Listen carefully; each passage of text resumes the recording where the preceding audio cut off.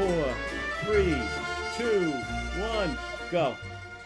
Welcome to another edition of the Podfatherz, the movie discussion podcast, where three middle-aged dads who sit at home on a throne of lies and smell like meat and cheese rewatch and debate the great movies of our time through a sports fan's lens. I'm here with Eric Vogel and Ken Lenoci. Guys, we're back after a brief hiatus to talk holiday movies. How are the holiday plans going? All ready to go? Have you started with your holiday preparations? This was my holiday preparation. You're the podcast. I think we always started with our holiday celebration as well. Right. Ken, are you doing the seven fishes? Yes, we are. Actually, we're doing the real at my mom's house. She's doing the seven fishes, but on Friday night of this week, I belong to this Italian club, and they have the Feast of the Seven Fishes for all the members. So I'm going there. I'm doing 2 of them this year.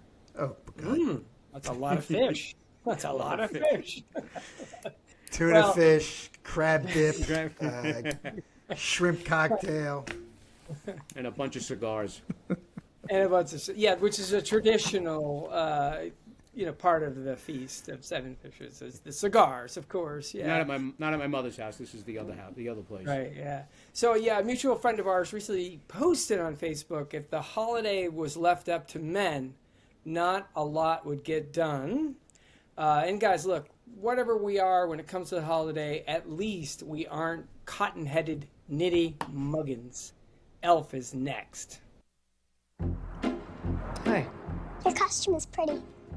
Oh, it's not a costume. I'm an elf. Oh. Well, technically I'm a human, but I was raised by elves. New Line Cinema presents the story of one elf who's coming home for Christmas. Boy, can't wait to see my dad. We're gonna go ice skating and eat sugar plums. Sorry! Now, I think someone sent you a Christmasgram. Dad! We should call security. Good idea. I like to whisper too. Buddy's experiencing a world he never knew existed. But he's your son. What am I gonna do? He's certifiably insane. Discovering what it takes to fit in. And going where no elf has gone before. What he needs is to be nurtured. Bring him home. Introduce him to Emily and Michael. How long do you think you'll be with us? I was thinking, like, forever. He cannot stay here. We can't just throw him out in the snow. He loves the snow. He's told me 15 times. Ow! Son of a nutcracker! We can take him.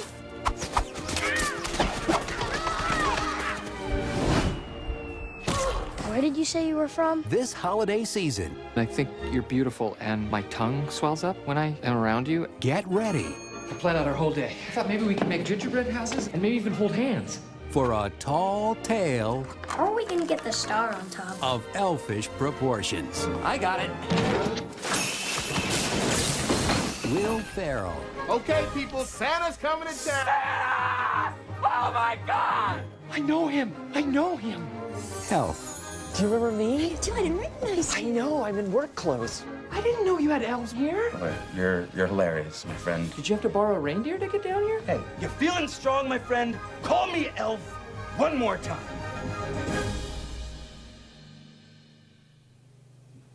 He's an angry elf. Look at you! Ow! Buddy the elf, what's your favorite color? Put that down.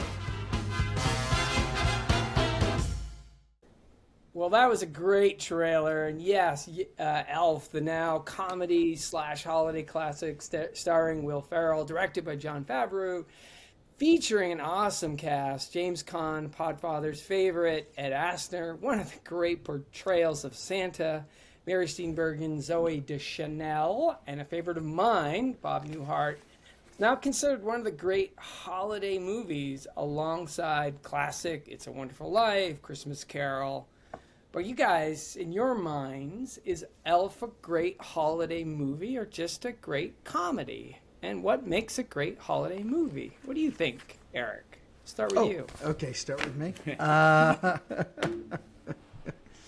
Yeah, I have loved this movie from the first time we saw it. Jen reminded me, I guess we took the 3 older kids when it first came out to the movies. I vaguely remember it only because I've seen this movie, and Ken, I know you watch it every year. I think I watch it every year once or twice.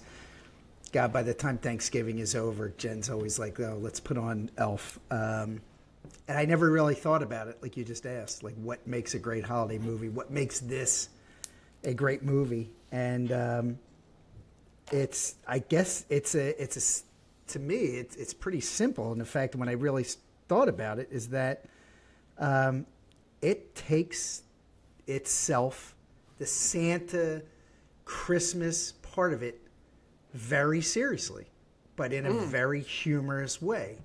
You know, there are a lot of Santa movies that, you know, there's some kind of twist to it, right? There's Santa dies and somebody has to play him.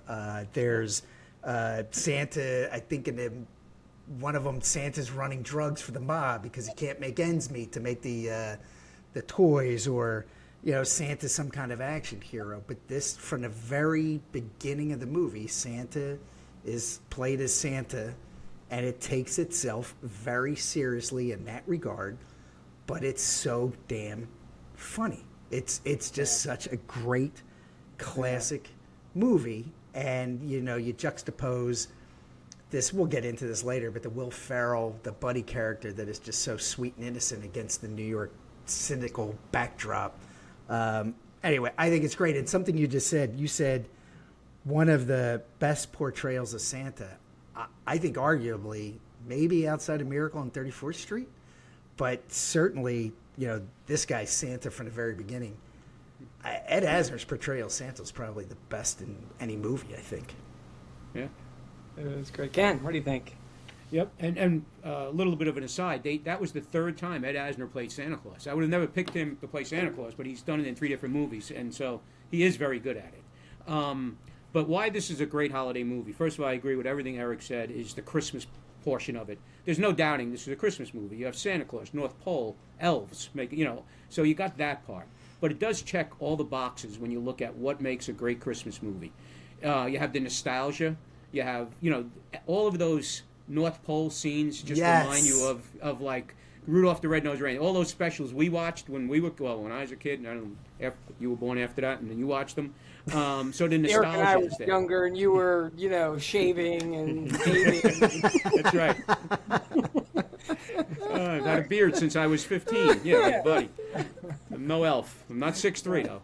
But so you got the nostalgia. Then you got the family aspect with Buddy searching for his father, finding a new family to go along with his old family. The other thing that this movie has, and I until I really started looking into it with you guys and knowing we were going to be talking about it, is the soundtrack. There is a great holiday soundtrack on that, plus some other ones thrown in, which really adds to it. And then the last thing in any great holiday movie, there's got to be some kind of character redemption. We see it with Ebenezer Scrooge after the ghost visit him. He wakes up on Christmas morning. George Bailey when he realizes he truly did have a wonderful life. And here, it's not the main character, but it's Buddy's dad, who had never had time for his family. Work was more important, and Buddy got him to realize the importance of family over work or over his job. So I think you had that thing. So it checked off all the boxes of what I think make a great holiday movie. Yeah. Ken stepped over everything that I had written. No, that's why I had the same stuff. You're absolutely right. And I was waiting since you went first. I said, okay, I'll probably not have anything to talk about. You're absolutely gracious enough to let me pontificate on that. It's the second highest selling Christmas movie soundtrack after Polar Express. Now, I didn't know that. That's crazy. Yeah. And you're right, the nostalgia, we'll talk about this with Jon Favreau, but the whole Rankin Bass group, Yep. Rudolph, Santa Claus coming to town, Frosty, it's like a special kind of visual style. And they actually kind of, I guess this is sort of what you're saying, Eric, it's this combination of this sort of Christmas movie, but then it's so funny. They even make this funny little joke about that where when the North Pole and they were talking about, Santa was talking about Leon, the snowman. Like he traveled all around. He goes, Leon, I didn't go anywhere. He's a snowman. He doesn't have feet. So they do kind of joke at that because that's that whole visual style like Rudolph in that scene. And they very similar to Rudolph when you think about it, is that action figures. He goes on a quest like Rudolph did. They even kind of float away on an iceberg. And then of course they both help save Christmas. That is. So, I think the other thing that is the familiarity over time of the set pieces or the little bits, because I watched it this week with my wife and my daughter, and my daughter said after, she goes, I always know that Mom is going to cringe when he's eating food, the candy off the gum off the side. And then she always knows I'm going to laugh of the physical comedy, when he gets hit by the cab or, he jumps into the tree. So it is that family, watching it together over time that creates that, all the other things you said, the music, that happy ending, but not, the redemption, but then also that family familiarity. So, which I think kind of puts it all together. Yeah, that was go ahead, Ken.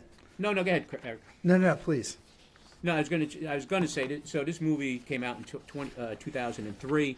My youngest, Christina, was born in 2001, so she grew up with this movie. So we had to watch it, and the whole family, because she was little and she gave the orders. Everybody had to sit around and watch Elf together, so it does touch on that whole, tradition, and part of our Christmas tradition is all of us getting together and watching Elf, and that adds to it as well. Yeah, it's when Jen and I watched it last night or the night before, and that was the first thing with the throwback to the old claymation stuff. That was the first thing she said. She's like, I just love the fact that it brings all that nostalgia into it. And Ken, like you, Will, who's our fourth, was born in 2002, so he grew up with this. And Charlie, my God, he was. I mean, this came out 4 years before he was born, I think. So he's known, you ask him a Christmas story, and this is it. Like, this is the only one that he really, really does know, because at this age now, none of them are watching. Lucy watches like Rudolph and stuff like that and we watch it, but they're more in tune to some of the more modern kind of stuff related to the holidays. Sure, yeah. So, which is interesting, because it did take a long time for this movie even to be made. The screenwriter, David Berenbaum, who got his mark in Hollywood writing a rom-com, Christmas in New Jersey, which never got made, thank heavens. What a miss that was. To share with the country what Christmas in New Jersey is like. Right, yeah. Boy, that sounds like a real appealing... Get the family around the TV tonight. We got Christmas in New Jersey. Yeah, exactly. He wrote this script, again, thinking about... He said he also thought about Rudolph and the Rankin Bass and thought of putting a human in that environment, but wrote the script in 93, a bunch of studios passed. Apparently the script was reworked. Apparently the first draft was quite dark. Reworked by Scott Armstrong, who was one of the writers of Old School. Also Adam McKay and Will Ferrell, who were also were at about the same time working on Anchorman. So they got the script together. Several directors passed, including Steven Spielberg. Favreau agreed to direct it. $33 million budget, $228 million in sales, a tidy return on your investment. Great critical reviews, too. Ebert gave it 3 stars, saying it's one of those rare Christmas movies that has a heart, brain, and wicked sense of humor. A.O. Scott in the New York Times said Elf is a charming, silly family Christmas movie, more likely to spread real joy than migraine, indigestion, and sugar shock. Rotten Tomatoes gave it an overall approval of 86%. So, we talked about some of these other movies, and I know you both like Christmas Carol. I mentioned, It's a Wonderful Life. How does this rank with those other more classic Christmas movies, would you say? I think it's right up there with all of them. You know, obviously it's a little bit different than you know me. My kids when they walk in this time of year, they say, "Okay, which Christmas Carol are you watching tonight?" Because I watch them all, and you know that there is the redemption at the end, and but this is just a joy throughout. I like I said, I think this is the one you gather the family around. And you just enjoy it. Christmas Vacation's another one we watch a lot of, but there's a lot of some cringeworthy scenes in that movie. This is just to really get you in the spirit of the holidays. That's what this movie does. Yeah. How about you, Eric? You love Christmas. I'm with you. Ken and I share that same bond and connection with A Christmas Carol. I don't, Mark. I don't know where you fall on A Christmas Carol. Like, is that? No, I like it a lot. Yeah, no, I like it a lot. I actually would say, as a pure holiday movie, I would go with some variation of Christmas Carol, whether it's in that Christmas Carol universe. Whether it's I kind of prefer the George C. Scott version, but yeah, I love Scrooge. I love Bill Murray, and it's the same story. So yeah, so the Christmas Carol story is my favorite, I would say, as a pure holiday movie. All right, that's good. So we all share that. I know Ken and I kind of share it because as Springsteen fans, everything comes around to Springsteen sooner or later. Of course, yeah. So much of his music is about redemption, right? I mean, and I just love that story of A Christmas Carol, but this movie has all of that in it, right? It's funny, and we'll get to it later, but there are definitely things that I missed. Is that the real driver of this is his dad, right? Like, Dad is the story. Buddy is and Will Ferrell going to New York and all of that. That's what you get caught up in. But the real story is changing his father into who he ultimately just kind of becomes a better person. I think we all gravitate towards those types of movies. I've seen this probably more than any other holiday movie. I've seen various versions of Christmas Carol countless times, but I love A Christmas Story. The you're gonna shoot your eye out kid kind of thing. Ralphie. Ralphie. I love all that, and then there are all those claymation things that we were talking about, which I love. But I have to say, as a standalone movie for Christmas, this is. I would go to a version of A Christmas Carol as my favorite, but there's so many versions of it. This is so unique and different, and just stands alone, and it's so funny. And it's so sweet, and it's so genuine.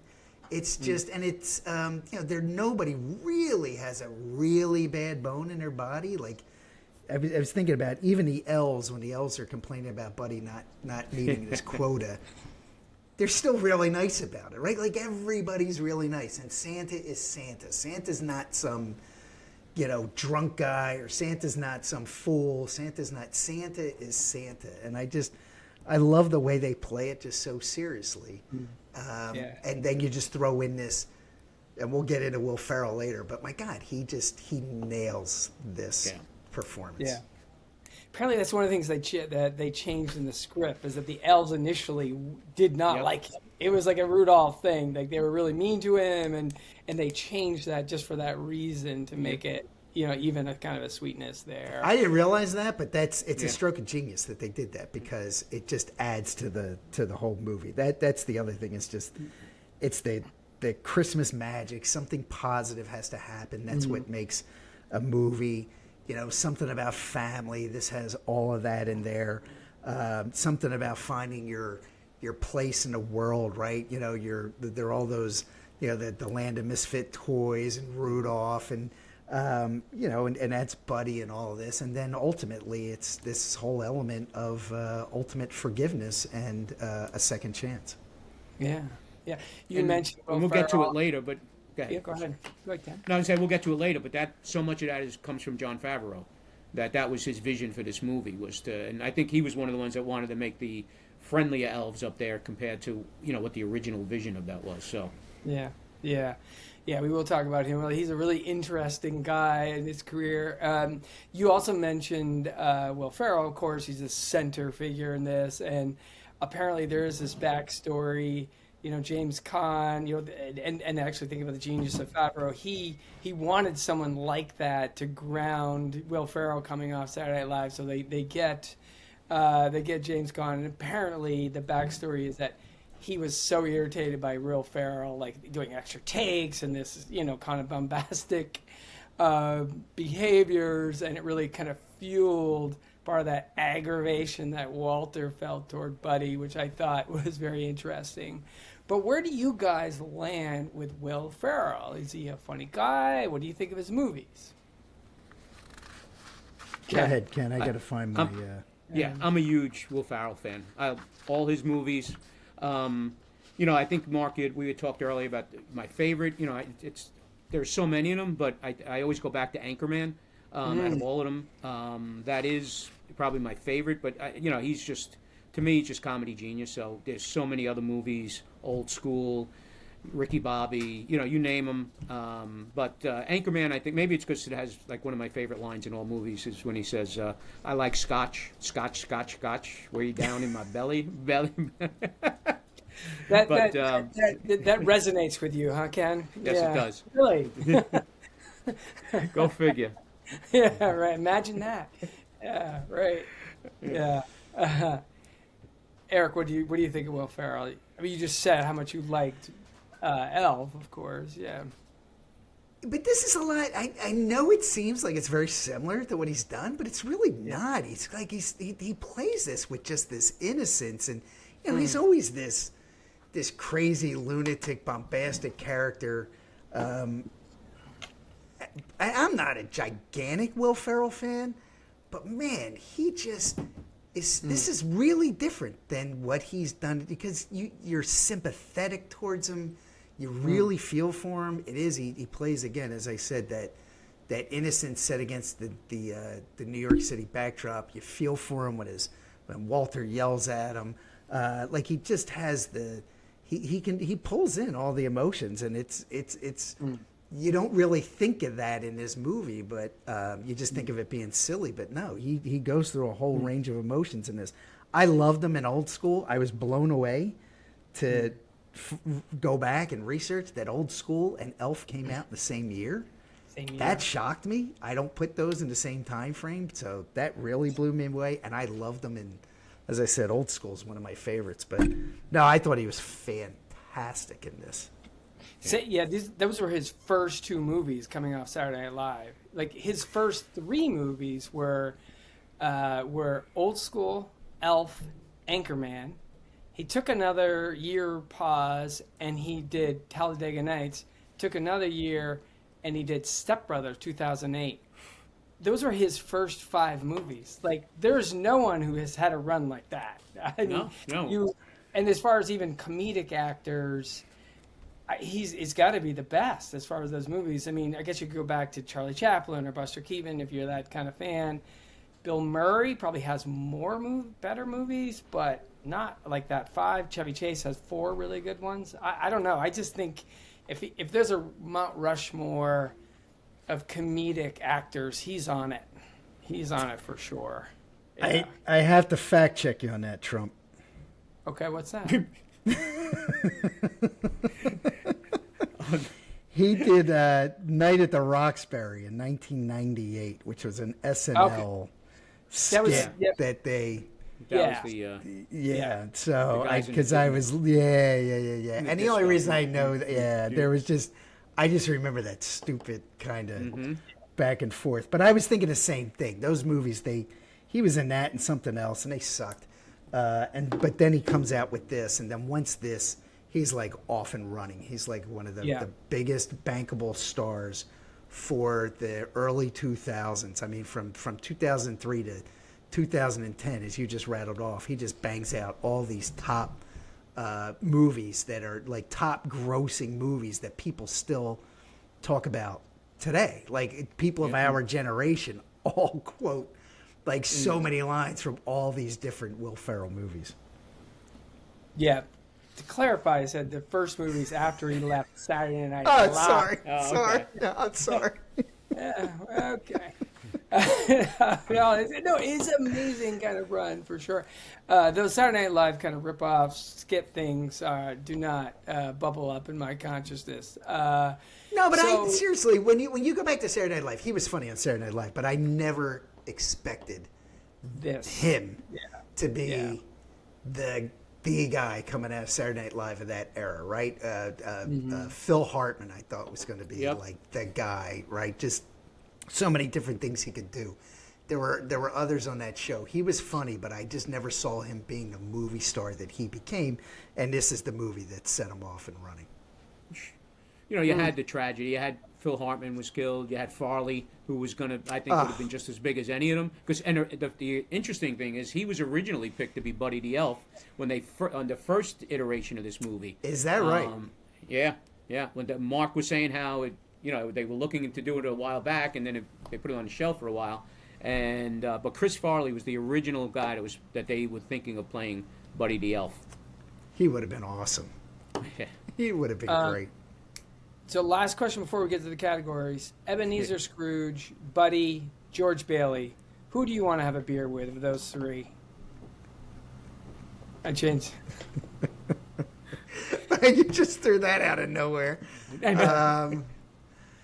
I would like to have a beer with Ebenezer Scrooge the day after, on Christmas Day. Right. Not before, but the day after he saw the ghost, and he could tell you the story about what he saw and everything else. And he certainly is a more enjoyable person to be around. I do not ever want to have a beer with George Bailey. Okay. For whatever reason, great friends of mine talked about how much they love It's a Wonderful Life. That movie has just never resonated with me, even though it meets a lot of the criteria, redemption and family, and it just doesn't community, do it for right? me. Yeah. Ken, how about you?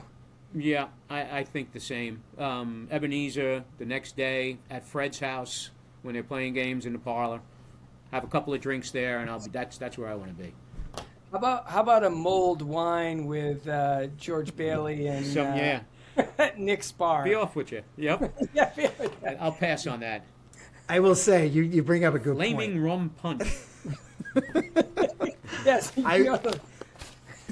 I would not want to be square dancing with Ebenezer Scrooge when he's at his nephew's house the next day. Like that. No, it would have to be contemporary times in a bar. All right, well, let's get to the categories. For those of you who follow the podcast closely, and we thank you very much, Dr. Vogel. We create a series of awards around sports. That's my figures mom. to help the discussion.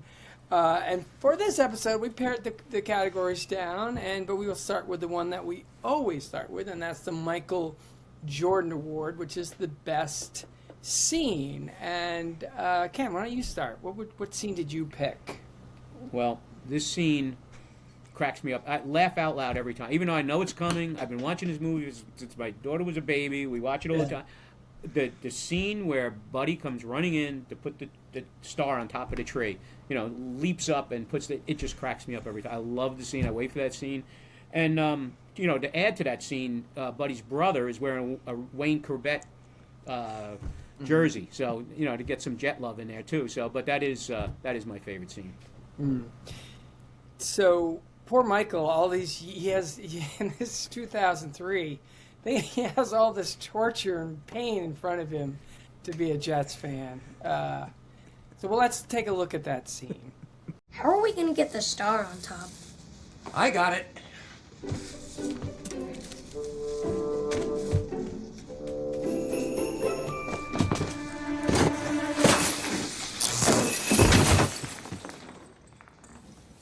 Anything to add? Ken, it really is an exciting. It is part of what makes It's an exciting scene. It's a funny scene. It really is. It's that physical comedy, which kind of is this great counterbalance to the emotion and the. Eric, how about your scene? I just thought of all the scenes in the movie, and I was watching it. I'm like, I know Ken teed us all. We obviously in our pre-meeting the other day. We all knew what we were going to do. And when the scene came up, I said to Jen, I go, this is Ken's favorite scene. Because I was like, you got it. Like, let's figure out what the best scene is. And it is so funny. But it was just, it's so short. It's like 10 seconds. Yeah. And it's even kind of offside. I'll get it the way he says it. So it's sort of like, and then all of a sudden I love the fact that it's a tree they cut out of Central Park. Yeah. Right. Eric, how about what's your scene? Eric? My scene is when Miles Finch shows up. And what you won't see in the scene is where he comes into the building and he's walking through and everybody's like, that's Miles Finch, that's Miles Finch. And you don't see him because the camera's at a certain height. And then all of a sudden Miles Finch shows up in the conference room and then Buddy comes in. So we'll take a look at that. I've got about 5 or 6 great starts here. I got one idea that I'm especially psyched out of my mind about. It's one of those ideas where you're just like, yes! Whoa. Great. Could we hear it? I'll start with the cover. Picture this. You got, Dad, I'm in love, and I don't care who knows it. Buddy, not now. Can you please go back to the pit? I'll come visit you in a little while, okay? I didn't know you had elves working here. boy, you're hilarious, my friend. He doesn't, get back to the story, please. So, on the cover above the title. Does Santa know that you left the workshop? We're all laughing our heads off. Did you have to borrow a reindeer to get down here? Buddy, go back to the basement. Hey, Jackweed, I get more action in a week than you've had your entire life. I've got houses in LA, Paris, and Vail. Oh. Each one of them with a 70-inch plasma screen. So I suggest you wipe that stupid smile off your face before I come over there and smack it off. You feeling strong, my friend? Call me Elf one more time.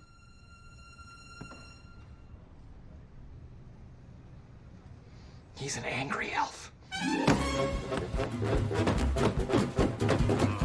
Look at you! Ow! Hey, what? I wasn't ready for that.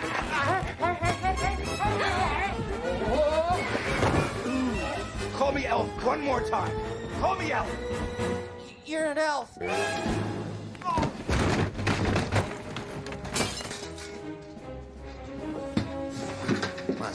He thinks he's an elf. Listen, Miles. Listen, Miles. He must be a South Pole elf. So, that's one of the lines that everybody talks about. And in fact, Ken, I think you said it in the text thread was, he must be a South Pole elf. South Pole elf. Yeah, we love that. Call me Elf one more time. One more time. You're an elf. Oh, he's an angry elf. Yeah. Anyway, I love that scene. As he's running on the table. Look at you. Yeah. And he's running down the table. Right. Whoa! But I mean, seriously. But that's just even that scene with Will Ferrell. Like, he just plays it he is just so innocent in the whole movie, and you buy into it. He's so great in that. Yep. And I picked, it's actually in a similar way. I picked the scene where Jovi, Zoe Deschanel's character, is singing in the shower, and Buddy has to learn some boundaries. Let's take a look.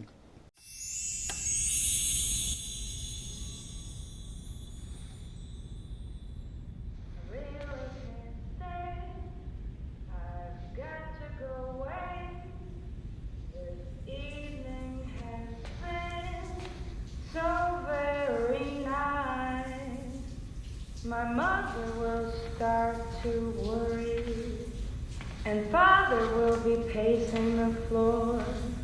So really I'd better scurry. Well, maybe just a half a drink more. The neighbors might think, say, what's in this drink? I wish I knew how to break the spell. I'll take your hat, your hair. I often if I move in? At least I'm gonna say that I tried. What's the sense of hurting my I pride? really can't stay. Baby, it's cold outside.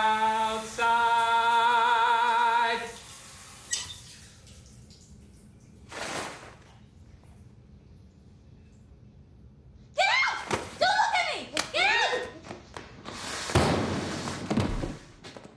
I think this is also what we're talking about is this physical comedy. This is one of the parts that my daughter always knows I'm going to laugh when she says, "Close your eyes, get out of here." He closes his eyes, runs right into the wall, and it's like, again, this physical comedy, the Christmas tree, as you talked about, Ken, when he gets hit by the cab, sorry. It's just, I think this is what kind of makes, this is sort of the genius of this movie, is it sense that it is all this holiday emotion against this pratfalls, which is hilarious.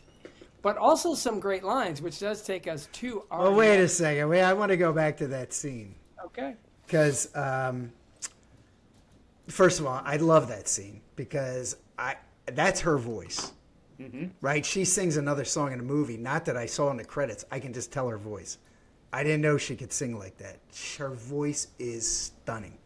It's amazing how great she is as a singer. But the first few times I watched it, you're just mesmerized by her voice and you know what's coming and you're kind of prepared for it. And one of the times I was watching it, and that song, Baby It's Cold Outside, right? That's an old standard. God knows when that was written. But man, that does not stand the test of time, that song. She is saying, I have to go. And he's saying, oh, no, you don't. No. No. And then she even says in the song, which I did not ever hear before, she says, what's in this drink? This drink.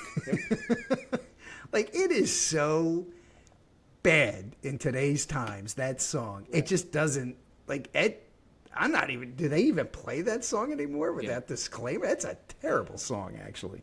But it took some heat a couple of years ago.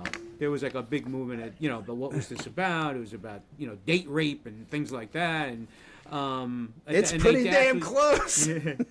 They actually, I think it was John Legend re-recorded it with new words that, which took the edge off of that. Yeah. But she is a very talented singer. She's in a group. She and him. And they recorded a Christmas album, and that's on the album. She and who? She and him that's the name of the group. Oh, who's on first? No, She and Him is the name of the group.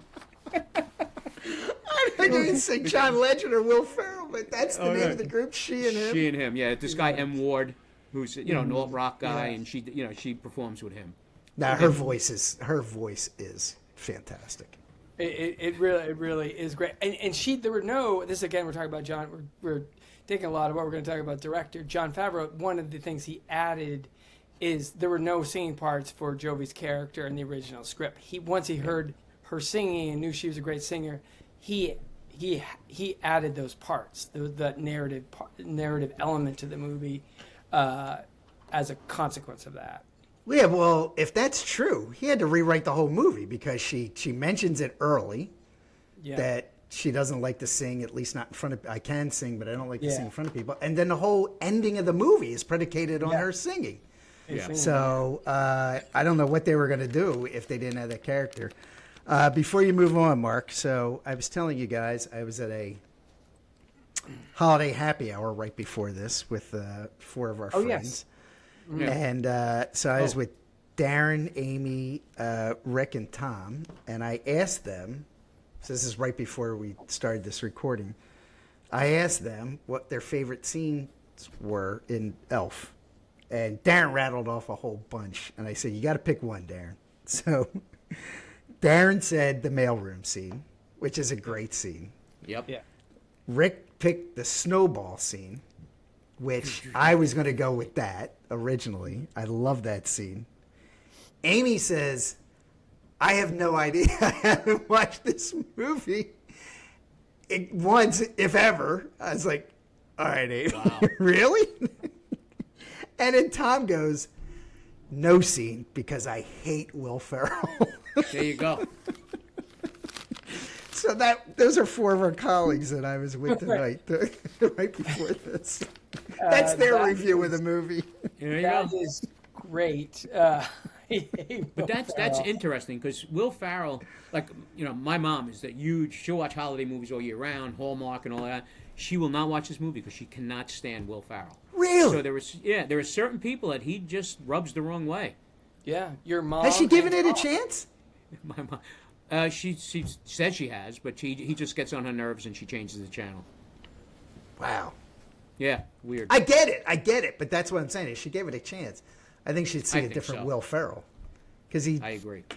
Outside the slapstick, I don't know. I keep going on. He just plays this innocent, sweet character that is just, you feel so, badly for it at times. You feel so good for it other times.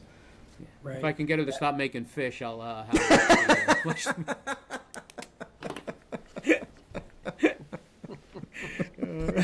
Yeah.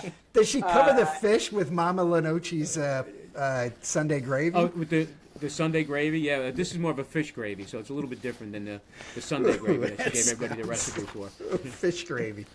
Yeah. Oof.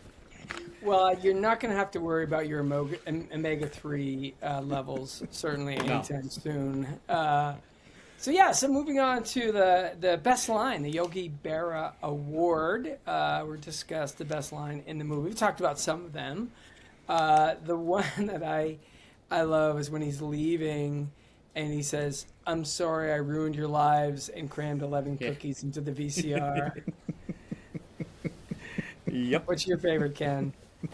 I'm gonna the first one, and I like it. I've used this with my team all the time, and they'll laugh if they hear this, because when he says, "I just like to smile. Smiling's my favorite," and then the guy goes, "Make work your favorite. That's your favorite, okay?"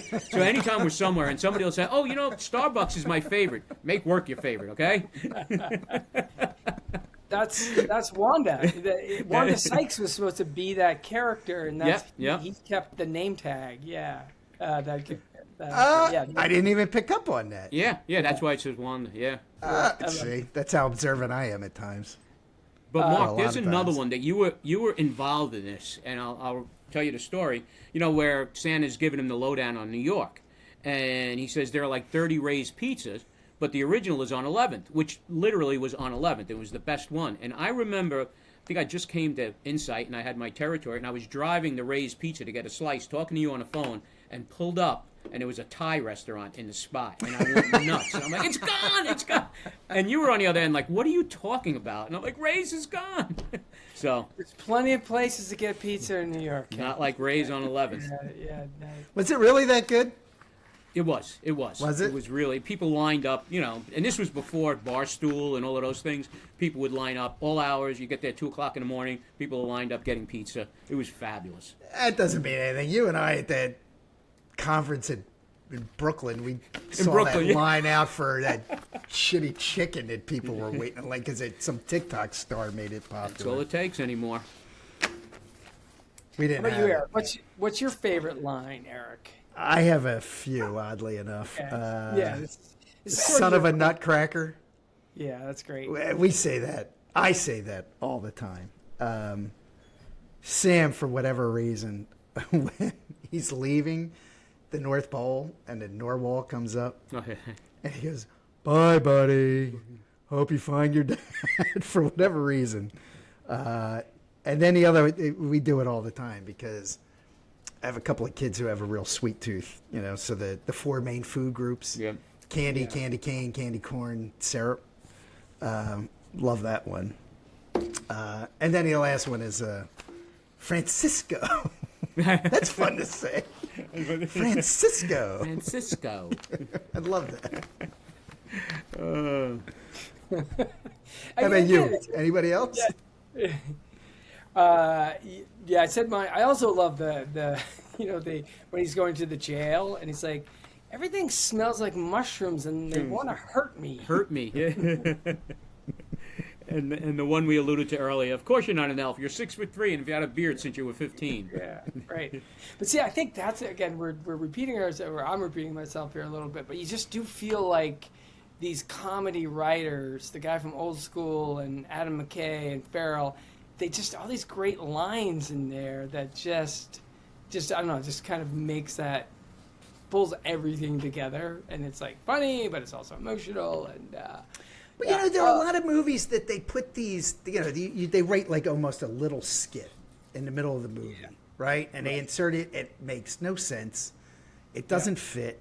We were talking about that with Good Will Hunting, the scene at in Affleck's house, and the one guy's upstairs, and it just doesn't fit. But they wanted this funny little scene in there. Yeah. All of these little skits, they all fit perfectly together. Like, the movie is really good at that.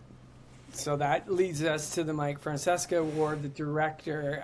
One of the things that Favreau, actually, he almost cut the mailroom scene, but he wanted that another kind of set piece. But it's still, to your point, Eric, kind of connects with the fits whole perfectly. Sure, yep. And it comes in at the end of the movie, too. I mean, it's perfect. Yeah. Dancing, singing. No, but at the end, when he's reading off they're all right. They're singing. No, but you're right. I was thinking of the other scene where they were dancing when he was doing. Whoop, there it is. Whoop, there it is.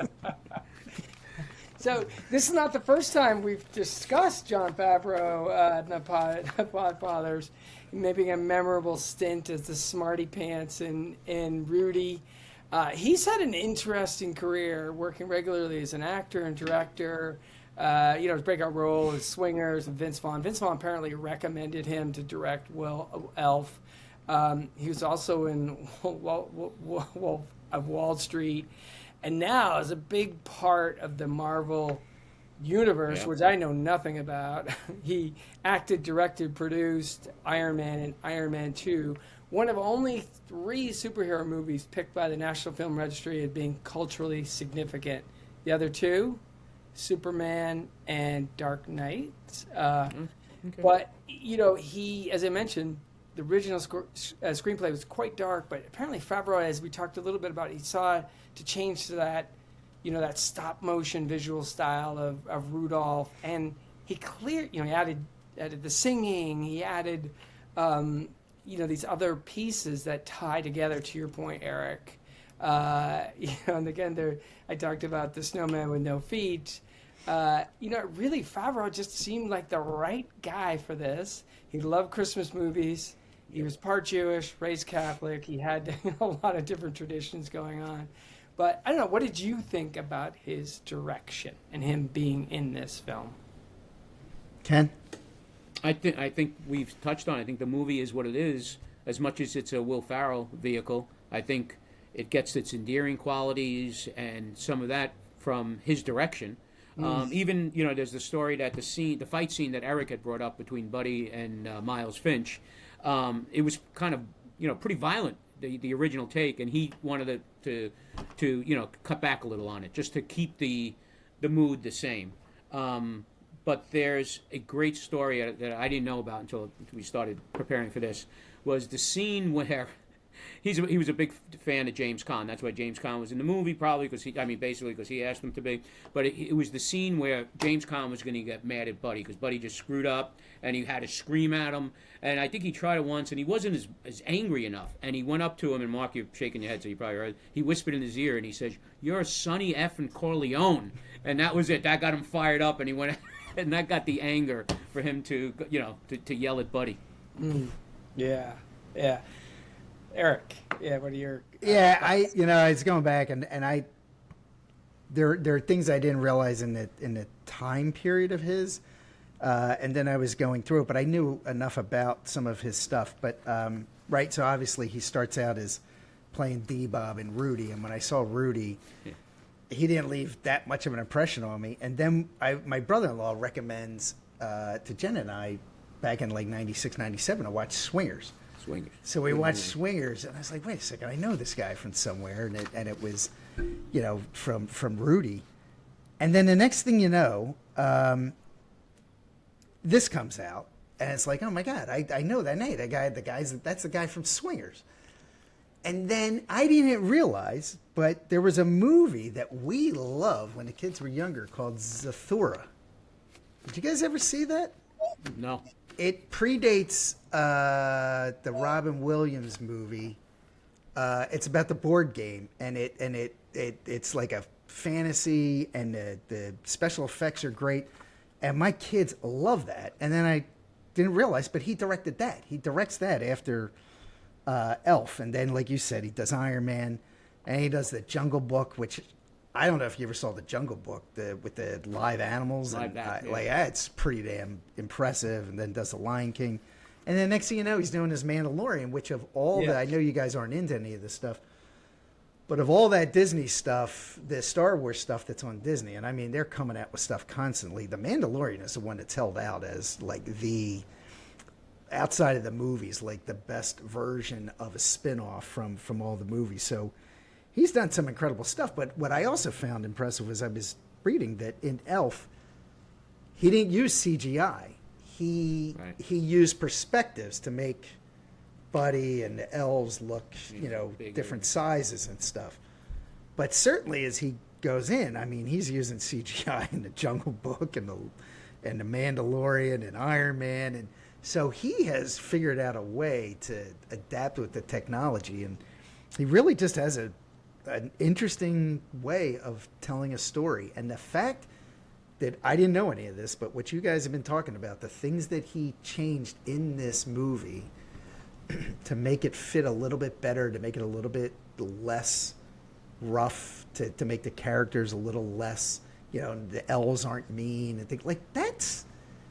It makes the movie that much better, because if the elves were mean, it doesn't have the same kind of feeling to this movie. And I think he really has a great view of how not only to make a movie, but how to make a kids movie. Yeah, or a family movie. Yeah, great storytelling instincts for sure. Yeah. Apparently, like Will Ferrell, and a cameraman did a lot of the New York stuff, like guerrilla style. There was just the three of them going through the Lincoln Tunnel stuff, walking down the street, getting the flyers. Apparently, that was all like improvised as the three of them, which is actually a great way to do it. And that guy in the red sweatsuit with the beard, he was not part of the movie. He was just walking down the street, and they ran up, and he said "Santa," and he turned around and he just. Is that right? But yeah, that was not. He had nothing to do I with didn't the movie. know that. Yeah, he just happened to be wearing that sweatsuit that day with a white beard. What's the chances of that? But, yeah. Well, it's New York, Ken. There's a lot of chances are pretty high. Yeah, like 50-50, So, moving on. The Ed Hockley Award, we sort of created, this is a catch basin for a lot of our categories after further review, things maybe we didn't like, casting choices, etc. We did talk, I'll start with one small thing here. You talked about other actors who were thought of as Buddy. Another one was Jim Carrey as Buddy. Now that's a different movie. That's a movie I would watch, though. I don't think it'd be as good, but that's a movie I would certainly watch. Yeah, I don't know if he pulls off the sensitivity that Will Ferrell pulled off. Sorry, sure. Ken. If you think Will Ferrell drove James Caan crazy going over the top, being over the top, could you imagine him with Jim Carrey? Oh my God, he would kill him. It would look like the Sonny scene in Godfather, where he's beating him with the garbage can cover. That's how that movie would have ended up. That's great. And what do you have to add? Yeah. You mean for my after further review? Okay, yeah. it's really hard to nitpick on this movie, but this one always drives me nuts, maybe because our background and everything. But you don't get the results from a paternity test in 15 minutes. Yeah. And if I had that's the only nit that I could pick in this whole movie was it's a boy. It's just like, oh my God, there's no way that happened. But it fit the, it just fit the whole dialogue that was going on. I had the exact same thing, and I was going to go back and see if he was wearing the same suit to see if he's come back at some period of time later to get the results. But then I'm thinking, no, it has to be the same day, because where would Buddy be during all this time? Yeah. Because he moves in with him. So I 100%. It's bothered me from like the second or third time I watch. I'm like, wait a sec.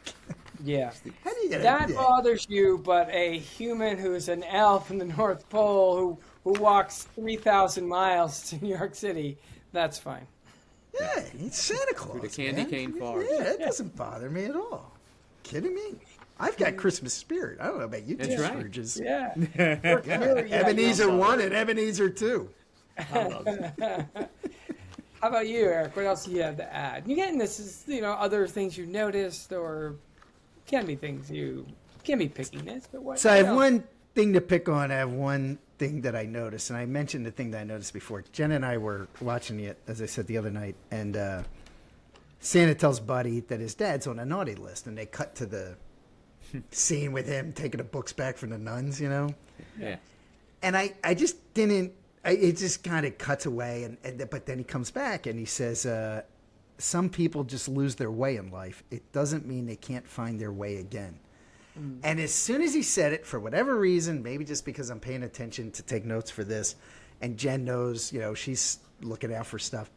It's like we both looked at each other and said, "That's what the whole movie's about." Like I didn't pick up on that in the first time around. You just get caught up in the whole Buddy the Elf trying to find his dad and where he comes from, and obviously that's the big part of it. But most people would say that is the movie, but this is in a Christmas kind of way. This is about somebody who has lost their Christmas spirit, lost their way in life, and Buddy has come to change all that. And it's the redemption of Walter Hobbs.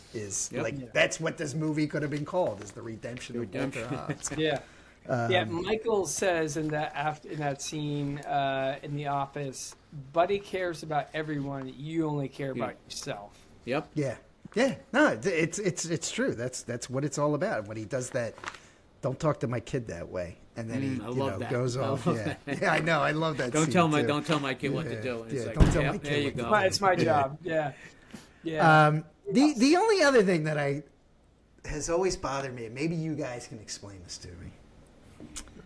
The guy comes in, the boss, the head of the publishing company, and he says, "We're down this quarter, 10 points or whatever," and he says, "We're going to ship a book in the first quarter," and he's like, "We're going to ship a book in the first quarter? I can't ship a book in the first quarter." I'm thinking, how many books do they make? They put out 2 books a year? Like, what is it? I figure they're putting out a book a month, And he goes, "Oh, we're going to put out a book in the first quarter." He goes, "I can't get a book out in the first quarter. I mean, I can't put a book out till June. Here it is, December." I'm like, what are you going to do for 6 months? I mean, my God, the book's 25 pages with pictures and everything else. I'm just like, I don't know. Is that all he does? He puts out 2 children's books a year? I don't know. I just...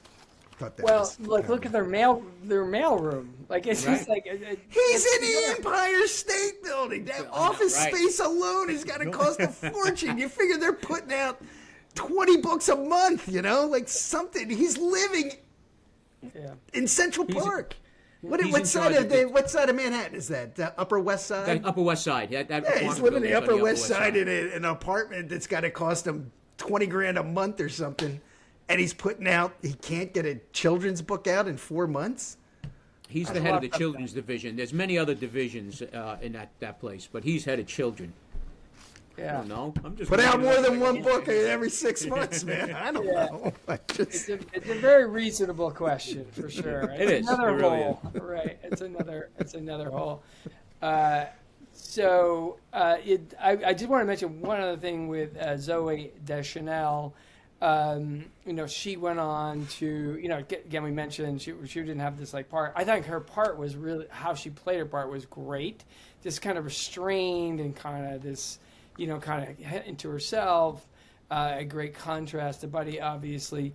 She is a favorite in my family. She got on to starring in New Girl, the show, which my daughter loves, one of her favorites, where Rob Reiner, the unfortunately just passed, Rob Reiner played her memorably as her dad in New Girl. And it was funny that we were sort of talking about these cultural divides. Like, when my wife and I were talking, my daughter was here this weekend, and we were talking about Rob Reiner and the tragedy of this, and she goes, "Yeah, Rob Reiner, he's in New Girl," and I'm like, "Yeah, but he was also in All in the Family," and she's like, "All in the Family?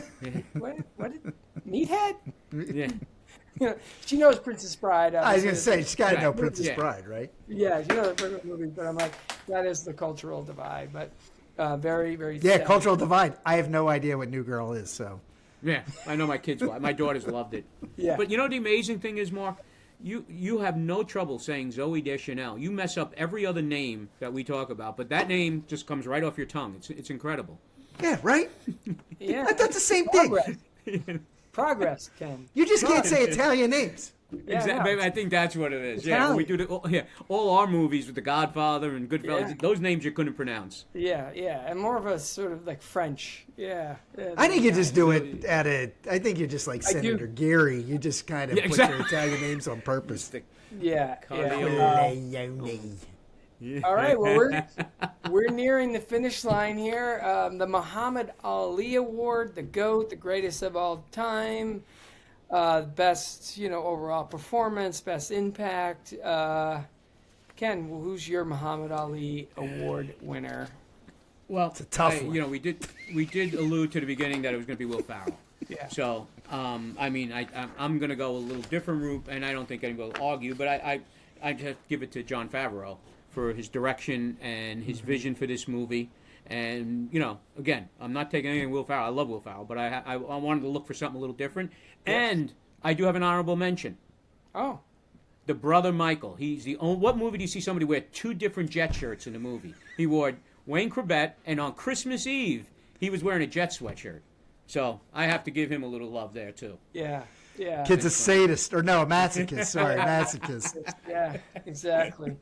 Yeah, he's wondering if where they're going to get another coach or another general manager. Where's Michael right now? What is he thinking about the Jets, right? Yeah. Hoping for Fernando. How about you, Eric? Who's your GOAT? Oh, Mendoza. I have Artie Lang as the fake. No, I'm kidding. I'm totally kidding. He says he loves this movie because it makes him so much money from residuals. He said it on the Stern Show one time. He goes, "I've made more money on that movie because every time they play it, I get a check." Yeah, I'm trying to remember if I saw this. When I saw this, I don't think Artie Lang was a known. I don't think he was on Stern at the time. Because I don't think he shows up on Stern until like the 2000s or late 90s. So anyway, when I saw it, I don't know. But it took me a while to realize that was Artie. No, I couldn't agree more. I thought Will Ferrell. I'll still stick to Will Ferrell, but the more we talk about it, I think Jon Favreau is without his vision on this. This is not, as you said, there are so many ways in which this movie was set to go different, to be darker, certain scenes to be darker, different people to play in it, just in the way simple things were to go, and he changed it, and he changed it for the better. I think he wins it. It's a good call, Ken. Yeah, no, I like that a lot too. I'm going to stay with Will Ferrell for this reason, and this reason only is that we are, we're becoming a hockey family here at home, and Will Ferrell dressed up as, he's a huge LA Kings fan, like 3 or 4 years ago, dressed up as Buddy, and went and stood beside the penalty box and taunted the other team as Buddy. For that alone, I think he wins. No, they're both really good. Jon Favreau, it's just, I do think it's, the little things that he did, the conception, the changing of the story is masterful. But I'm still gonna stick. One other thing he did, and I know we're wrapping up, is it's some of the Easter eggs he put in this movie that you really, the more you watch it, the more you pick up on. What's the best one? Yeah. There's 3 good. I mean, and again, I'm sure we all know there's the Christmas tree that looks like Christmas Vacation when it's hitting the ceiling before he puts the top on it. When he goes out on his date with Jovi, he has a hat on that's like the Cousin Eddie hat from Christmas Vacation. But the one that always got to me was on Christmas Eve after they have the big blow up. and Buddy's looking he's at the 59th Street Bridge, as a matter of fact, just looking over. It was just like the scene from It's a Wonderful Life where George Bailey was about to, so it was all those little things on top of everything we talked about, those little Easter eggs that he sprinkled throughout the movie that, just that kind of stuff I really like. And that maybe is brought back to our first question. That's how you create this holiday classic. It's like, I noticed something else. Yeah. Yeah, I didn't realize. It took me a while. It took me a number of times to realize that he was actually contemplating jumping. Like, because the movie is not that dark up until that point. And then you realize, no, this is a wonderful life. And I do have something. You just mentioned something. I hate to throw this in at the end. But he goes on a date with Jovi. He's wearing a suit, and he has that hat. And it's at night. He shows up in his father's office the next morning with the suit and the hat. What was he doing? In love and in love. I know, but what did he do that night? To the morning. Yeah. And he didn't make it home to tell his dad that he was in love back at the apartment. He has to show up in the office the next morning, so he must have spent the night with Jovi, which I didn't put that together showed until up pretty quickly. Yeah, that's right.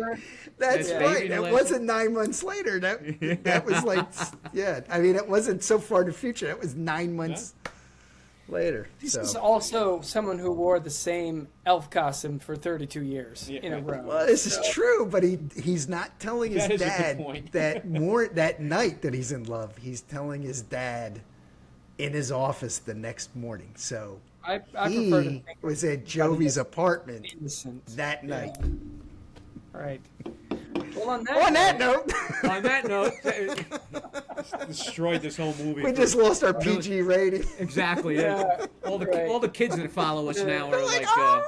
The sexual innuendo of the song. Hey, only you used that word. I didn't say anything. Okay. Well, guys, that was a lot of fun. We're back on track. Next in January, No Country for Old Men, which would be very appropriate for all three of us, of course. And quite the twist, going from Elf to No Country for Old Men. Yep. That is a big jump. And then we have to commit February of 2026. Breaking Away. Okay. With a guest host, Barry. Okay. All right? So we'll it's get a deal. him involved. You hear it. We're locking that down, Mark. We're not changing. Heard him say that. Love it. February of 26, Breaking Away. Got it. Great. All right. Well, guys, Merry Christmas. Happy holidays. Happy New Year. It's been a great year. Hope you have a great holiday. Merry Christmas, you guys. Love you guys. And to all our tens of viewers, Merry Christmas. Happy holidays. Happy New Year. See you guys. Really? All right, bye. Tens of our viewers.